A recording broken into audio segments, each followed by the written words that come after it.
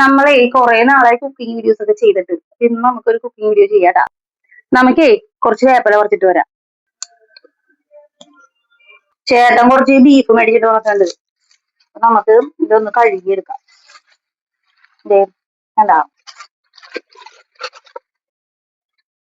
അപ്പൊ ഇത് കണ്ടാ കരടിന്റെ പീസ് ഉണ്ട്. ഇത് നമുക്ക് ഫ്രൈ ചെയ്യാം. ഇത് കൊണ്ട് നമുക്ക് കപ്പ ബിരിയാണി ഉണ്ടാക്കായിരുന്നു. ഞാനൊന്ന് കഴുകിയെടുക്കട്ടെ കേട്ടാ. ബീഫ് ഞാൻ കഴുകിയിട്ടുണ്ട്. നമുക്ക് ഇതിൻ്റെ പൊടികളൊക്കെ ഇടാട്ടാ. കുറച്ച് ഉപ്പിട്ട് കൊടുക്കാനുണ്ട്. പിന്നെ അതേ കുറച്ച് മഞ്ഞൾപ്പൊടിയും അതേ മസാലപ്പൊടിയും ഇതിൻ്റെ കുറച്ചിട്ട് കൊടുക്കുന്നുണ്ട്. പിന്നെ ഇതിപ്പോ ഇത് നമുക്ക് വേവിക്കാം.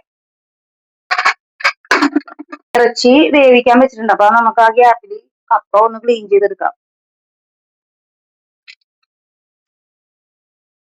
ഞാൻ കപ്പ ക്ലീൻ ചെയ്തോണ്ടിരിക്കുന്ന സമയത്താണ് ചേട്ടൻ വന്നത്. അപ്പൊ ചേട്ടന്റെ എന്നെ ഹെൽപ്പ് ചെയ്തോണ്ടിരിക്കുന്നതാണ്. ചേട്ടൻ കപ്പയൊക്കെ ചെറിയ പീസായിട്ട് കട്ട് ചെയ്തൊക്കെ തന്നിട്ടുണ്ട്. നമുക്കിതൊന്ന് ഉപ്പൊക്കെ ഇട്ടിട്ട് ഒന്ന് പുഴുങ്ങിയെടുക്കാം.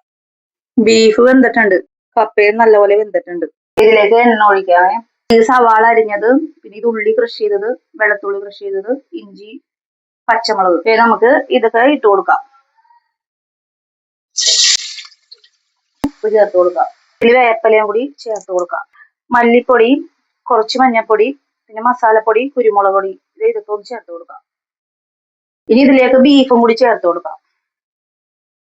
നമുക്ക് ഇതിലേക്ക് കപ്പയും കൂടി ചേർത്ത് കൊടുക്കാം. നമുക്കിനി ഇത് മിക്സ് ചെയ്യാട്ടാ. ഞാൻ മിക്സ് ചെയ്താൽ ശരിയാവൂല. അപ്പൊ ചേട്ടനാണ് ഇതിപ്പോ മിക്സ് ചെയ്തൊക്കെ എടുക്കണത്. ഇതിലേക്ക് കുറച്ച് മല്ലിച്ചീരയും സ്പ്രിംഗ് ഓണിയനും ഇട്ട് കൊടുക്കാം. സ്പ്രിംഗ് ഓണിയൻ ഒന്നും ഇട്ടില്ലെങ്കിലും കുഴപ്പമില്ല, ഇതിവിടെ ഉണ്ടായിരുന്നു. അപ്പൊ ഞാനത് ഇതിലേക്ക് ഇട്ട് കൊടുക്കണേ. നമ്മുടെ കപ്പ ബിരിയാണി ഇവിടെ റെഡി ആയിട്ടുണ്ട്. ഫുഡ് കഴിക്കാം.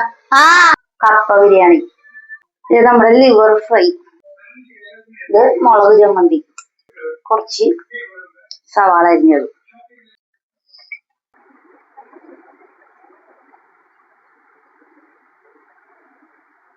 കൊള്ളാട്ട മമ്മി.